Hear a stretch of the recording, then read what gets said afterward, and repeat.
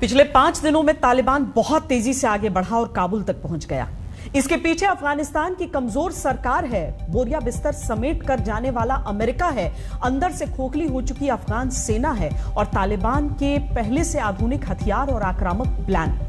5 दिन में तालिबान ने काबुल को कॉन्फिडेंस की सप्लाई करने वाली सारी नसें काट दी। तालिबानी ये जानते थे कि लंबे युद्ध की बड़ी कीमत चुकाने वाला अमेरिका झुंझलाकर मैदान छोड़ रहा है। यही मौका है अटैक करने का। तालिबानी आतंकवादी संख्या में कम होने के बावजूद अफगानिस्तानी सेना पर भारी पड़ गए, क्योंकि अफगानिस्तानी लीडरशिप लड़ने के बजाय भागने का रास्ता ढूंढ रही थी। वहां की सेना में बहादुरी की कमी नहीं है, लेकिन जब तक लीडरशिप में एक इच्छा शक्ति नहीं रहती है तो मुकाबला कैसे और किससे किया जाए। तालिबान के पास पाकिस्तान की मदद भी थी। 11 अगस्त को कुंडूज में सैकड़ों अफगान सैनिकों का सरेंडर हुआ।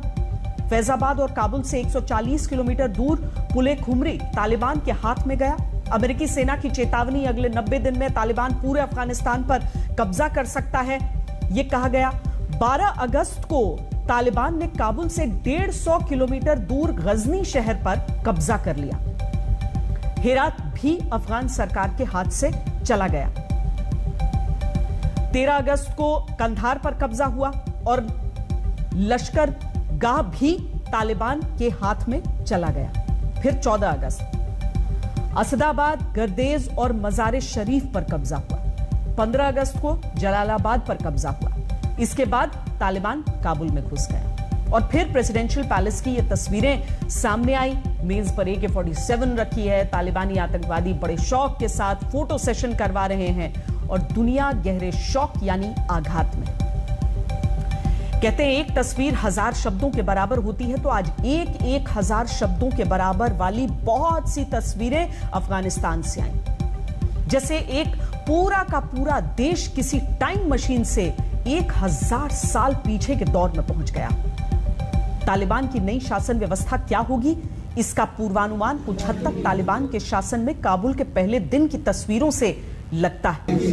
वो जगह जो अफगानिस्तान के राष्ट्रपति अशरफ गनी के लिए पिछले 6 साल से घर थी, वहां तालिबानी आतंकवादी फील गुड कर रहे थे। 5 दिन में ताबड़तोड़ कब्जे करने के बाद ये लोग आराम कर रहे हैं, खाना पीना चल रहा है, खाली समय में जिम का इस्तेमाल हो रहा है, वीडियो बनाए जा रहे हैं, सेल्फी का शौक पूरा हो रहा है। अपनी क्रूरता के लिए कुख्यात तालिबानी अफगानिस्तान की इस त्रासदी को अपनी जीत का स्मारक बना देना चाहते हैं। तालिबान पहले से ही कड़े शरिया कानून लागू करने के लिए कुख्यात है। वहां के आम लोग बहुत डरे हुए हैं और किसी भी तरह अफगानिस्तान को छोड़कर चले जाना चाहते हैं। तालिबान इस बार पहले से ज्यादा तैयारी के साथ था। वो 20 साल पुराना तालिबान नहीं था जिसके पास आधुनिक हथियार न हो। अफगानिस्तान पर तालिबान के सुपरफास्ट कब्जे के पीछे तालिबान के हथियारों में आया बदलाव भी है, इसे समझिए।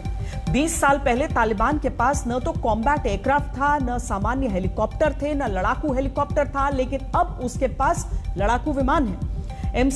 Mi-17 हेलीकॉप्टर हैं, Mi-24 अटैक हेलीकॉप्टर हैं। पहले कलाशनिकोव थी, अब M-16 और M4A1 राइफल्स हैं। पहले आरपी के लाइट मशीन गन्स थी, अब M240 मशीन गन्स हैं। पहले यूटिलिटी वाहनों में टोयोटा के पिकअप ट्रक्स थे, अब हमवी हैं। पहले लैंडमाइन से बचने वाले वाहन और ड्रोन नहीं थे, लेकिन अब तालिबान ने यह कमी पूरी कर ली है। उसके पास मैक्स प्रो माइन प्रोटेक्टेड वाहन है, स्कैन ईगल सर्वेलांस ड्रोन है। पहले तालिबान का तोपखाना मजबूत नहीं था, उसके पास ग्रैड रॉकेट आर्टिलरी थी, लेकिन अब मीडियम और हेवी आर्टिलरी। पहले बहुत पुराने टैंक थे तालिबान के पास, लेकिन अब तालिबान ने अपने आप को अपग्रेड कर लिया है। उसके पास T-62 मीडियम टैंक हैं। ये सारी चीजें कहां से आई? अमेरिका की मिलिट्री एकेडमी वेस्ट पॉइंट ने इस बात का गहरा विश्लेषण किया है कि अफगानी सेना संख्या में ज्यादा होने के बावजूद तालिबानियों से क्यों हार गई।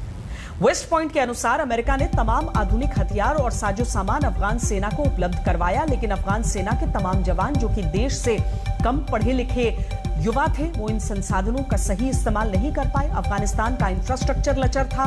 30% आबादी के पास ही बिजली की सुचारू सप्लाई रहती है।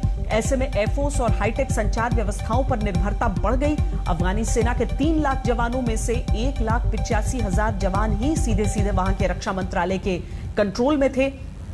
बाकी की गिनती पुलिस और अन्य सुरक्षा कर्मियों से पूरी की गई। अफगान आर्मी में सिर्फ 60% ट्रेंड जवान थे, यानी अफगान आर्मी के लड़ सकने वाले जवानों की संख्या करीब 96,000 थी। इसके अलावा 8,000 जवान वायुसेना के।